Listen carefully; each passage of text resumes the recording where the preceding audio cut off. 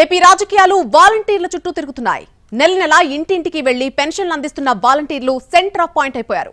ఒకప్పుడు వాలంటీర్లు వ్యతిరేకించి ప్రతి వేదికపై వారిపై విరుచుకుపడ్డ టీడీపీ ఇప్పుడు యూటర్న్ తీసుకుంది. వాలంటీర్లకు 10,000 రూపాయల వేతనం ఇస్తామంటూ చంద్రబాబు ప్రకటించారు.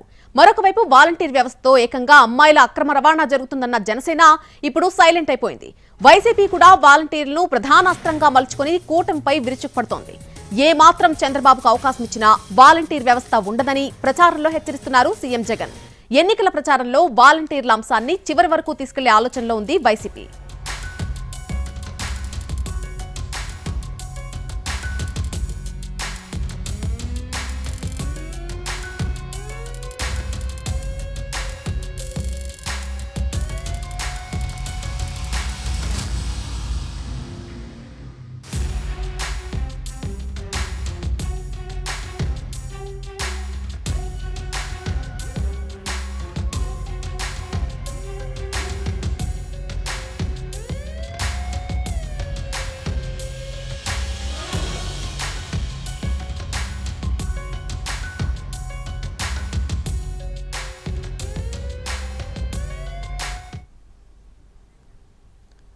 ఏపీలో హాట్ టాపిక్ గా మారిన వాలంటీర్ల అంశానికి సంబంధించి మరిన్ని వివరాలు మా ప్రతినిధి రాఘవేంద్ర అందిస్తారు.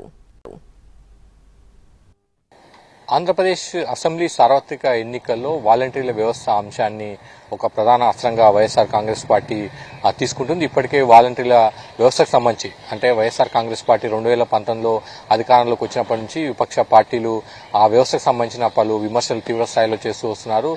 టీడీపీ జనసేన కూడా వాలంటీర్ వ్యవస్థను టార్గెట్ చేస్తూ గతంలో తీవ్ర స్థాయిలో విమర్శలు చేసింది. దానికి సంబంధించి ఎప్పటికప్పుడు కూడా వైఎస్ఆర్ కాంగ్రెస్ ప్రభుత్వం వైఎస్ఆర్ కాంగ్రెస్ పార్టీ డిఫెండ్ చేసుకుంటూ వస్తుంది. అంటే ఆ వ్యవస్థను ప్రజలకు సేవలు అందించేందుకే గ్రామ స్థాయిలో తీసుకోవచ్చన్న అంశాన్ని వాళ్ళు ప్రధానంగా ప్రస్తావిస్తూ వస్తున్నారు. ఇది అన్ని రకాలుగా ఉపయోగపడుతుంది. డోర్ డెలివరీ మెకానిజంను మరింత